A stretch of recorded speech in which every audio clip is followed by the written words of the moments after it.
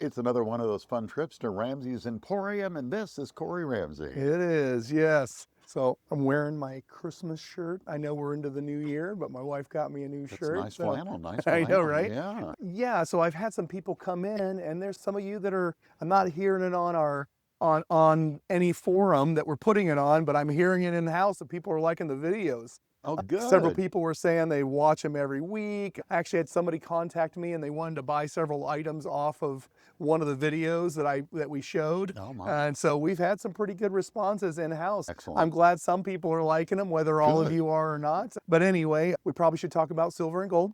Shoot, even platinum. Oh, It's all been moving a lot. that's crazy. Let me pull up Kitco, which is the one we like to use. So right now we're at $4,445 an ounce for gold, and silver is at $77.33. And as we were talked about yesterday, it was over 82. I know. So it's still bouncing around a lot.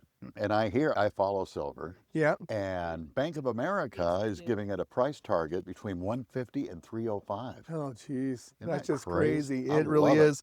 Now, platinum has moved around just as much, but yesterday I think it was up, at the time I looked at it was $146 Wow. up. And man, it just keeps moving around on all those precious metals. We've even heard that copper, which is not something we carry a Yes. lot of, might really start to move. So it's just interesting. But this morning I had a guy come in. We always like to talk about new things that have come in. Oh, yeah. And so I had a guy come in with a bunch of Harley Davidson stuff. Check out that. It's Oh, a yeah. vinyl wrapped, really nice art display that you can put in a man cave on some kind of a garage where you've got your Harley sitting. But And it's classy, too. it is really classy in the black and white. He also brought in, this is a Franklin Mint.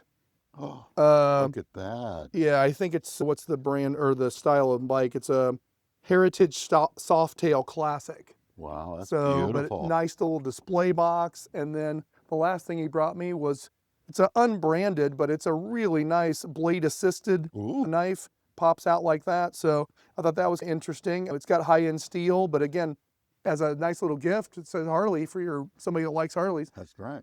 The guy later in the day that came in brought me these. Now we need to validate that these are real, but I've got Larry Bird autographs on rookie cards. Oh, my goodness. Isn't that great? Yeah. And these are those tri-fold. You can actually tear them apart on the perforated spots from back of that time frame. And they've got other guys in the picture there, but signed on both of the Larry Bird cards. Wow. This is the big ticket that came in from that.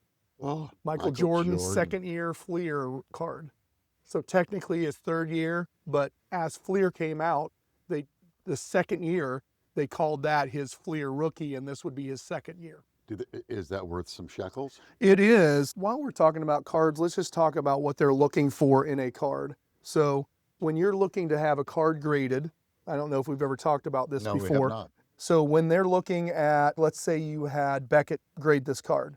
So they're going to look at the corners, which all the corners are solid, crisp, sharp corners. I think this one here has just a little bit of fuzz on that corner. So the next thing they're going to look at is centering. So you've got, see how this is a little thinner than that side? Correct. And this is much thinner than this side. And that makes it worth more? It makes it worth less the Okay. more centering it's off. Oh. So if you have the same amount of white showing here as here, that would be a lot more potential value than the other. The next thing we're going to look at is surface area, front and back. So if it had staining or scratches, that's going to be surface area. And then the next thing is going to be borders. So not your corners, but the other outside edges here.